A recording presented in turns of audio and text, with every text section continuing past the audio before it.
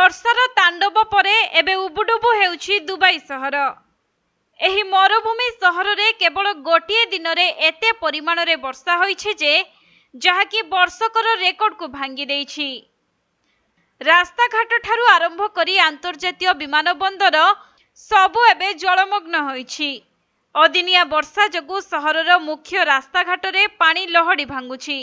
ତେବେ ଓମାନରେ ସୃଷ୍ଟି ହୋଇଥିବା ଝଡ଼ ଯୋଗୁଁ ଏପରି ହୋଇଥିବା ଜଣାଯାଇଥିଲେ ମଧ୍ୟ ୟୁଏଇ ଅର୍ଥାତ୍ ୟୁନାଇଟେଡ୍ ଆରବ ଏମିରେଟ୍ସର ଏପରି ସାଂଘାତିକ ସ୍ଥିତି ପଛରେ କୃତ୍ରିମ ବର୍ଷାର ଆଂଶିକ ଅବଦାନ ରହିଥିବା ବିଶେଷଜ୍ଞମାନେ ସୂଚନା ଦେଇଛନ୍ତି।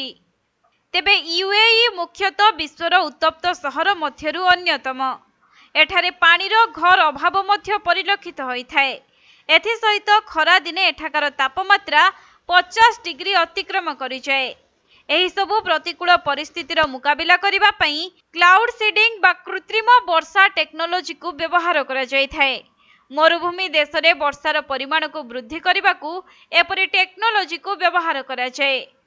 ଆଉ 1982 ମସିହାରେ ପ୍ରଥମ ଥର ୟୁଏଇରେ କ୍ଲାଉଡ୍ ସିଡିଂର ପରୀକ୍ଷଣ କରାଯାଇଥିଲା। ଏହି ପଦ୍ଧତି ଦ୍ୱାରା ବର୍ଷକୁ 100 ମିଲିମିଟରରୁ କମ୍ ବର୍ଷା କରାଯିବାକୁ ଟାର୍ଗେଟ ରଖାଯାଇଥାଏ ଏବଂ ଏହି କୌଶଳ ବଳରେ ଦେଶବାସୀଙ୍କ ଜଳ ଆବଶ୍ୟକତାକୁ ମଧ୍ୟ ପୂରଣ କରାଯାଏ। ତେଣୁ ମରୁଭୂମି ସହର ଦୁବାଇରେ ଯେଉଁଭଳି ଭାବରେ ବର୍ଷା ତାଣ୍ଡବ ରଚି ଯେଉଁ ପରିସ୍ଥିତି ସୃଷ୍ଟି କରିଛି ସେଥିପାଇଁ କୃତ୍ରିମ ବର୍ଷା ଆଂଶିକ ଭାବରେ ଦାୟୀ ହୋଇଥାଇପାରେ ବୋଲି ବିଶେଷଜ୍ଞମାନେ ସୂଚନା ଦେଇଛନ୍ତି।